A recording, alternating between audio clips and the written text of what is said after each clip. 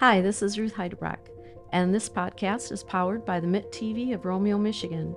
If you're looking to start a podcast for your business or personal use, look no further than the Mitt TV.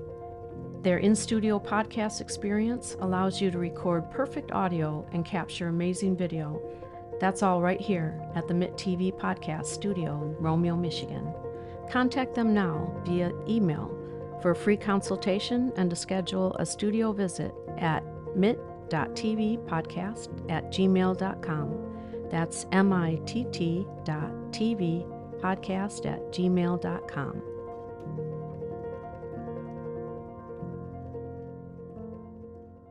And today's program focuses on a new initiative that's been introduced as we have lost one of our historic buildings that personally I went to school in.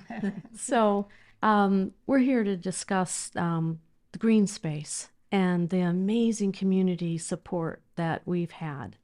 And today we have Donna Folan with us, and we're looking at starting to explain the whole green space initiative and the process, what we've gone through, what the green space committee has gone through, and where we are now.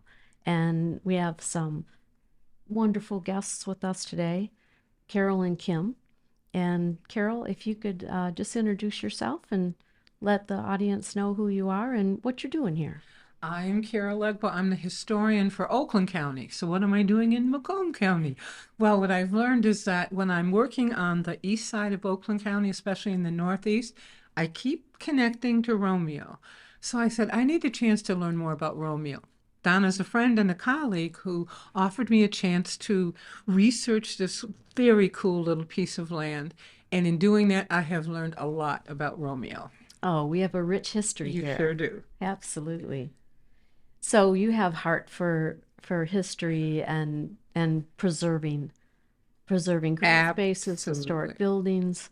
Absolutely. Oakland is a really great place for that. We are, but you know, a county doesn't exist in isolation.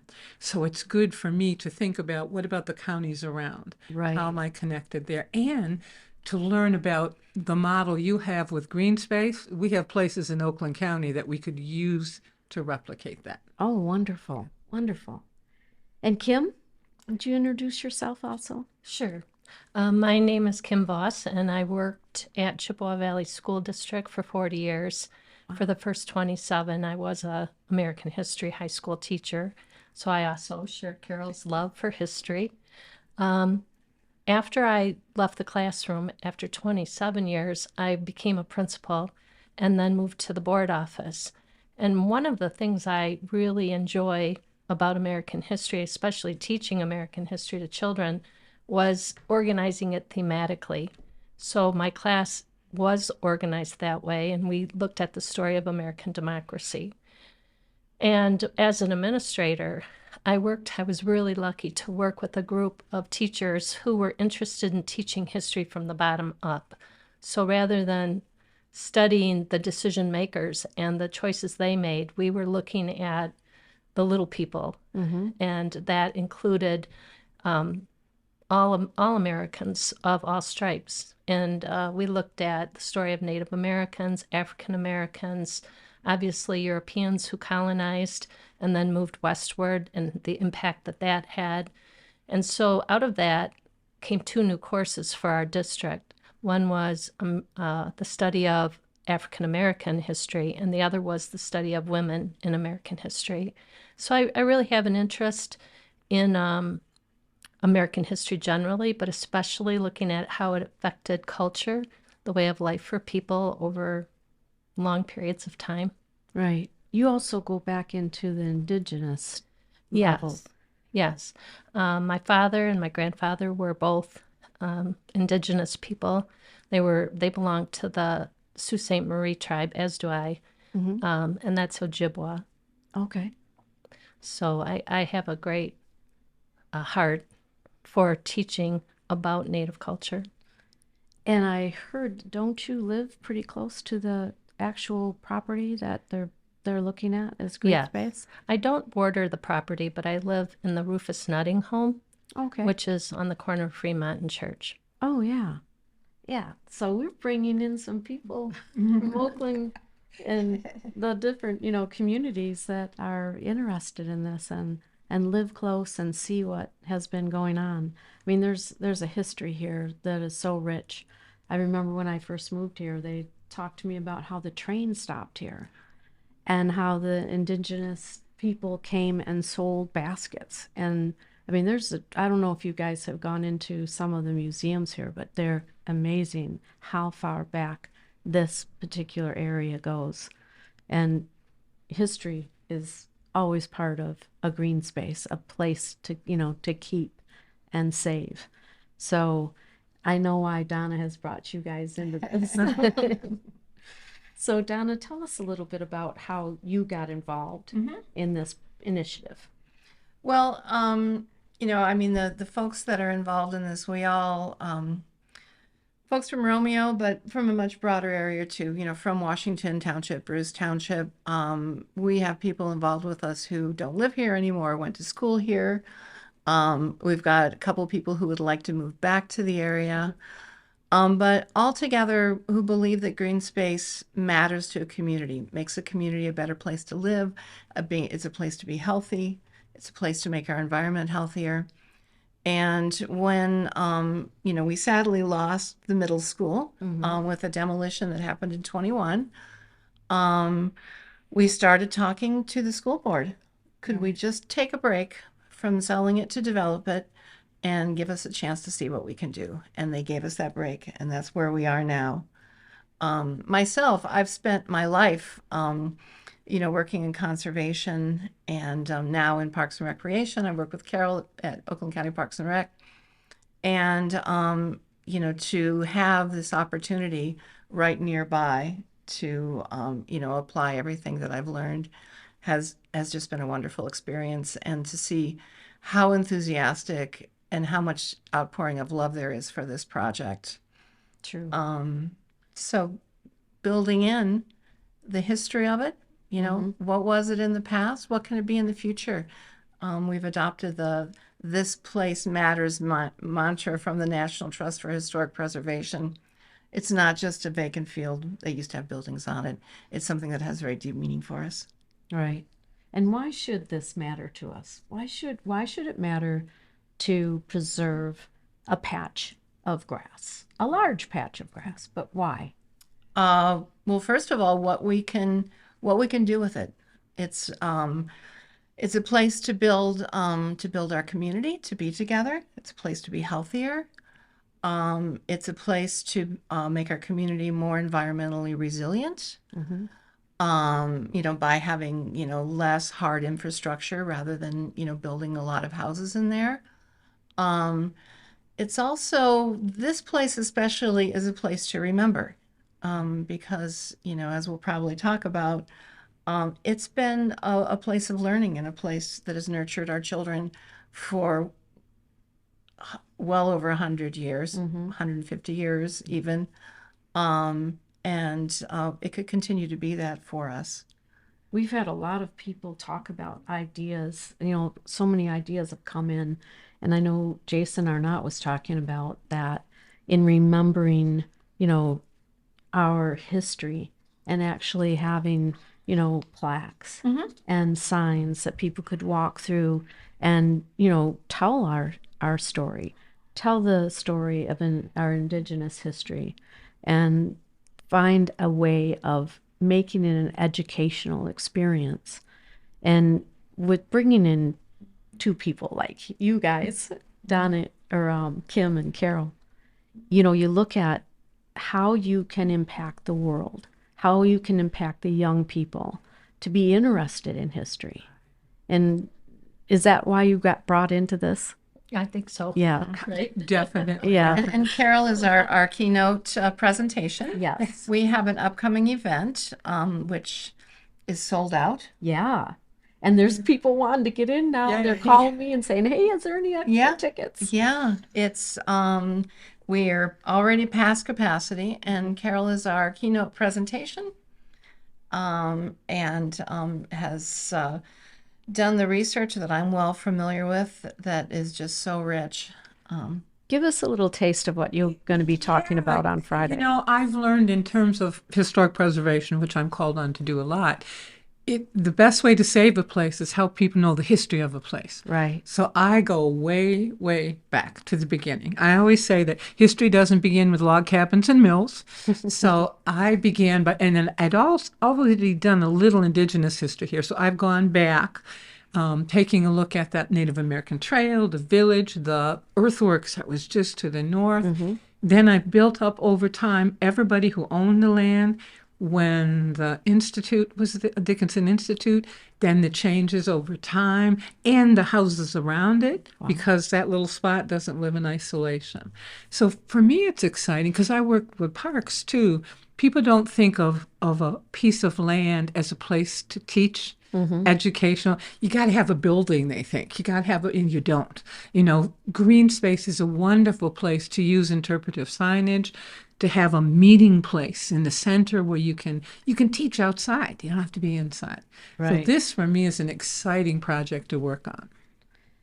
And Kim, I know that you've been in the educational system for a very long time. And we were discussing this, how to make this more of an educational experience. And we're just throwing around ideas at this point, bringing in a bunch of different people and different experts. How do you see this area? How do you see how it could be an educational for, right down into our basic history of an indigenous, people? We talk about equity. We talk about, free speech and being able to commune and gather in a place and be educated is incredibly valuable. Well, I think it would be a wonderful opportunity for the children in this area to come to the green space and learn about Romeo's past, the fact that it started as a place called Indian Village. Yeah. And they could come with their teachers. We could create a curriculum which would revolve around storytelling and perhaps even indigenous farming ways. I would love to see them develop a native garden, which a lot of urban centers are doing today because they have limited amount of space. Right. And Native people were very caring about the land. They felt very strongly in a balance with nature. And so one of the things they did was they would plant corn, but they didn't plant it in rows. They planted it in bundles. And then they used beans to grow up the stalks of the corn and planted squash around it. And this way they would provide, nutrition back to the land that they were growing on. And I think it would be wonderful to educate the children about that and also possibly raise some food crop for charity in the community. Absolutely. We have a lot of gardeners here and a lot of people that are interested in that. That could really bring the community together. Donna, how do you see this public green space progressing? Well, it will be a public space, and for planning it. And I've had folks approach me and say, as we're, promoting and fundraising for this, let's get just a really great plan together for it, a landscape plan. And I've asked them to kind of hold off on that because the way we make it really, really belong to the people. Well, first of all, we've made a commitment. So our vision is one of, low impact, low maintenance, low cost, accessibility. So we're beholden to that vision. So that means we're not, building splash pads and dog parks and stuff like that. Right. But then, once we've secured the space, we ask the people and we ask the land. And that refers back to that sort of indigenous ethic. We ask the land. So people have ideas all the time.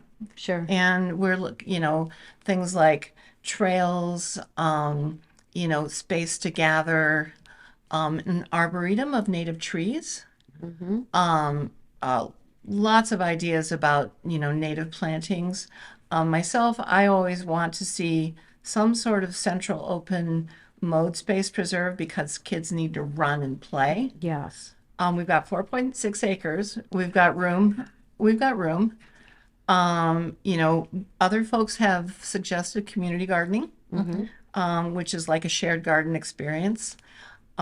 So we ask people that. And I know one other thing that needs to happen there is we've got drainage issues, and I'll be consulting with the Watershed Council about what potential solutions there are for that. So rather than, and then asking the land, it has to work with the topography, it has to work with the soils, has to work with that drainage. We also have that historic Thompson place that goes through it, which is pretty cool. Yeah. So instead of like making a plan, and we're going to present this at the event and make it available to everybody, we're going to present concepts. You know, here's a concept of this sort of thing. Here's, without really working on how they all fit together yet. Right. And then once we have acquired the space, to engage the public into, you know, what they would really like to see of those sorts of things. Right. And, you know, the school district was generous in their decision to give us this opportunity, you know, and they're all about education, of course, and they wanted that spot genuinely to bring in, you know, more equity into the schools, give more people an opportunity to, you know, partake in the amazing school system that we have in the academies. How do you guys see this being used as an educational tool for our district, for our children? Well, I think one thing I've learned about Romeo is you had the strongest desire for education of any community I've ever Yes, we seen. do. From 1824, little log school at a time when there was no funding. The community funded the building of a school.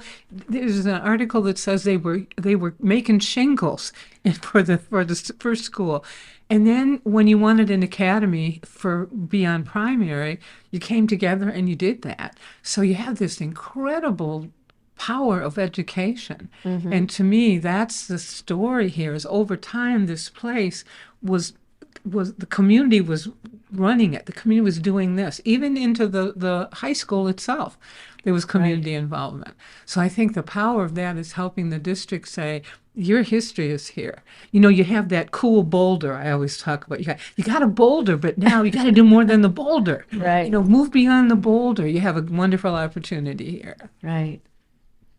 I'd actually like to add to that, if you don't mind. That harkens to our grassroots efforts now and how successful that has been of a community coming together to build something amazing for you know, families and kids. And Yeah, and it's really it's come full circle with the academies, the way the community and the businesses have partnered with the district, you know, to now realize that, you know, kids don't all have to go to college, get a degree, you know, they can get into the trades. And the businesses and the residents came together and supported it, sponsored it, you know, for the last 9 years. And it's in full swing now, and it's become very successful. So we still have that strength in the community. Right. And it doesn't always happen. Yeah, I can give you absolutely. examples of communities where that hasn't happened. There hasn't been that you know, when history and economic development butt heads sometimes. Here it's the opposite. It's how can we utilize this so that it enriches the community in itself without putting a strip mall there? You know, what else can we do? Exactly. Yeah. Yeah, and it's going to be a process of learning, and there's so many different people that have come in, just like you guys have, you know, come in to this situation and said, "Wow, this is a great idea." So we're busy trying to put it into fruition, and we're going to be bringing in some more people in these podcasts and taking the community through this process, because one thing about education, you know, communication, communication, communication. So especially in a small community, a lot of questions are, you know, get brought up, and a lot of people get confused exactly what's going on. So we're going to start to build these podcasts to answer some of those questions. That's terrific. And I thank you guys for joining us and bringing your education and your life experience to this project. And Donna, we'll be seeing you Yep. around. We're seeing you everywhere. So why don't you just tell the audience a little bit about the Green Space event on Friday, what's going to be there, what is the intent, and where the money is going. So It's raised. yeah. You got a lot of cool things, cookies and Oh yeah. No, live it's auction items. a terrific event. So we've got our history presentation. We've got Music. we have music. We have a song that was written for Yeah. us that I believe is I saw that. I think was going to come have on your podcast also. Yep. And we're going to be talking also about have people share ideas about what they would envision there with us. Another thing we're going to introduce there that is going to be on our website soon, maybe this weekend, is storytelling. We're going to invite people to tell their stories. And so, we're going to have a link on our website where folks can share, type in memories, but we're also linking up with the StoryCorps program. Okay. And so we're going to launch that at the event also. And then that's going to be available after that. We will have some listening events too. Wonderful. Amazing food we're going to have. Lots of different bakers, cookie bakers and macarons, and it's going to be amazing. It's going to be a beautiful thing. And we talk about where our heart is and where our minds are, but it's all about the money. Mm-hmm. So I know you can go to the website and watch where you are, but just briefly before we close, tell our audience where you are and what has happened as far as donations and all of that, and where you need to get to by when. We started out by committing to raising $500,000. And our fundraising was kickstarted amazingly with a $150,000 challenge pledge from Hydrobreak Chevrolet. It was originally anonymous, but we've just announced it in the past week. And they're looking to encourage other businesses to invest in the community that supports them. We have raised, including the match, we have raised $200,000 so far. That leaves $50,000 of the match still to raise. So we're about halfway there. And lots of grassroots support, lots of smaller donations. We really need those big donations to kick us over the finish line. Our commitment is to raise $500,000 by June 1. That's aggressive. Yeah. We will be, we expect to be working with the school district in the next few weeks to kind of figure out what that, what that final thing looks like. But we're going to show up at the table with that $500,000 and, And see what we can do with that. see what we can do with that. Secure us something, make something wonderful together. Cool. We're going to do it. It's going to be wonderful. And then we can start building more ideas. Yeah. And we are encouraging pledges. So we're not taking the actual donation until we have an agreement to secure the property. And I also want to put a big shout out to Four County Community Foundation. It was our fiduciary and our very close partner. And all money will be donated to the Community Foundation. They've set up a green space on Prospect Street fund with the tax benefits that come from using the Community Foundation. Exactly. So follow this podcast. We're going to be doing these quite often as more information comes across and more donations come in. And you guys have some exciting things happening, including this Friday.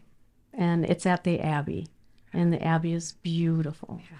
So it's going to be an extraordinary event. Yeah, I'm excited. And thank you guys for coming in and talking to us. Thank I'm you sure so we're going to much. hear from you again, too. And thank you for joining us at the Mitt TV podcast studio. Thank you very much, Ruth. Hi, this is Ruth Heidebrock, and this podcast is powered by the Mitt TV of Romeo, Michigan. If you're looking to start a podcast for your business or personal use, look no further than the Mitt TV. Their in-studio podcast experience allows you to record perfect audio and capture amazing video. That's all right here at the Mitt TV podcast studio in Romeo, Michigan. Contact them now via email for a free consultation and to schedule a studio visit at mitt.tvpodcast@gmail.com. That's mitt.tvpodcast@gmail.com.